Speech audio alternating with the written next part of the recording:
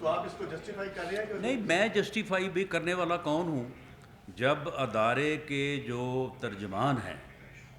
وہ یہ بات کہتے ہیں کہ ہم سے غلطیاں ہوئیں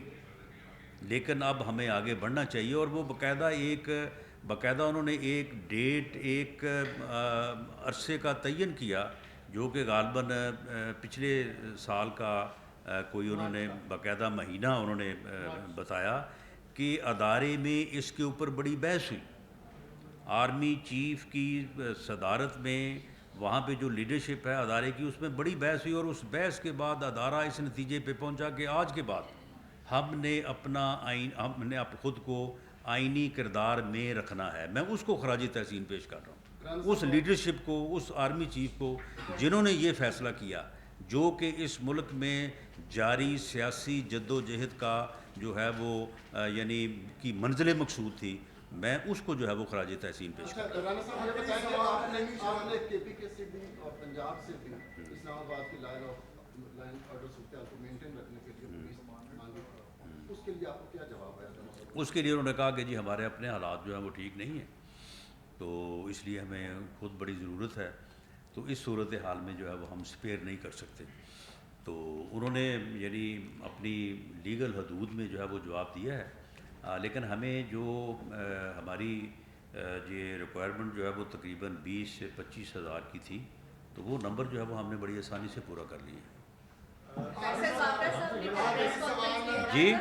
فیصل بابڑا صاحب نے جو کل پریس کانفرنس کی، انہوں نے اس مارچ کے حوالے سے کہا ہے کہ یہ خونی مارچ ہونے والا ہے، لاشیں گرنے کی بات کر رہے ہیں، پھر اس کے بعد ارشد شریف کے سارے جو قتل کا معاملہ ہے اس کے اوپر بھی وہ کہہ رہے ہیں کہ انہیں ساری خبریں ہیں، تو ان کو شامل تفتیش کیا جا رہا ہے، اور ان سے پوچھا جائے گا کہ یہ سب خبریں ان کو کہاں سے آ رہی ہیں یا واقعی اس میں کوئی حقیقت بھی ہے؟ نہیں دیکھیں، یہ اختیار جو ہے یہ تو خیر الیکشن وہ انکوائری کمیشن کے پاس ہوگا، باقی میری دانست میں فیصل واڈا صاحب کو اس میں بالکل شامل تفتیش جو ہے وہ کیا جائیں جو وہ ان کے گھر کا بندہ ہے۔ وہ میرا خیال ہے کہ کل وہ کسی حد تک یعنی وہ ڈبل مائنڈڈ اور کنفیوز تھا، کسی حد تک وہ کہنا چاہتا تھا،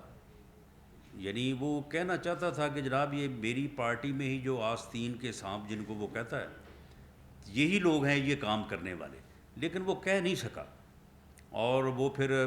جو ہے اس نے پورا الزام جو ہے وہ انڈائریکٹلی تو عمران خان پہ لگایا،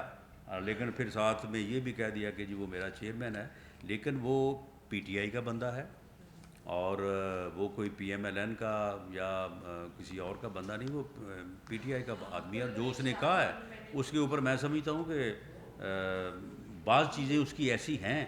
کہ جو حقائق ہم تک بھی پہنچے ہیں ان حقائق کے قریب ہیں وہ، تو لیکن جب یہ ویریفائڈ ہو کے ساری چیزیں سامنے آ جائیں گی تو اس کے بعد پھر آپ کو آپ کے سامنے رکھیں گے۔ جی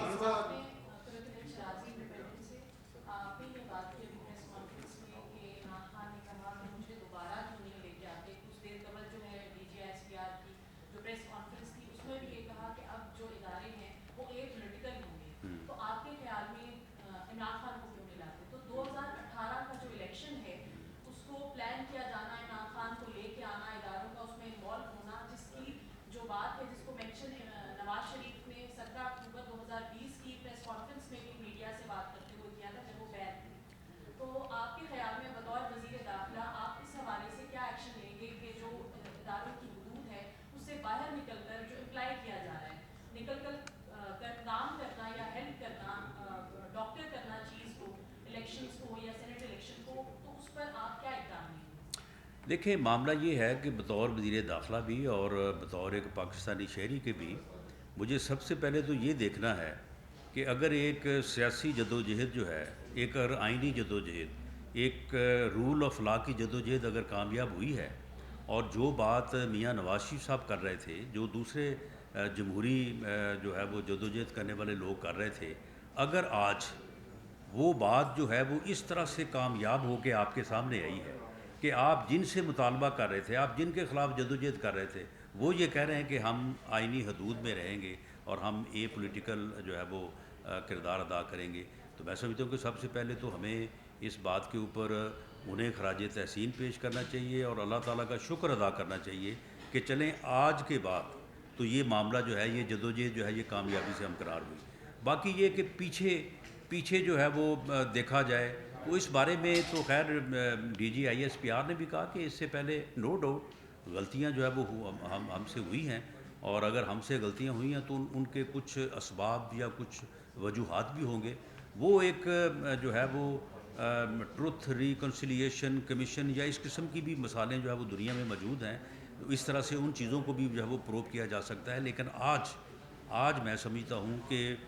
آرمی کی وہ لیڈرشپ اور موجودہ آرمی چیف جنہوں نے یہ فیصلہ کیا ہے، اور یہ فیصلہ کرنے کے بعد آج انہوں نے قوم کے ساتھ یہ شیئر کیا ہے، آج انہوں نے 22 کروڑ لوگوں کو اس بات کا گواہ بنایا ہے کہ ہم جو ہے وہ پولیٹیکل ہیں اور ہم اپنے آئینی کردار میں رہیں گے. میں سمجھتا ہوں کہ اس کے بعد کسی کے لیے پیچھے ہٹنا بھی جو ہے وہ ممکن نہیں ہے. آج کا میں سمجھتا ہوں کہ یہ عمل جو ہے یہ پوری قوم کے لیے مبارکباد کا جو ہے وہ باعث ہے، اور ان کے لیے جو ہے وہ باعث تحسین ہے. آج کے بعد آپ کیا سمجھتے ہیں کہ کیا حقیقی جمہوریت کا آغاز ہو گیا؟ میں سمجھتا ہوں کہ جس دن سے اداروں نے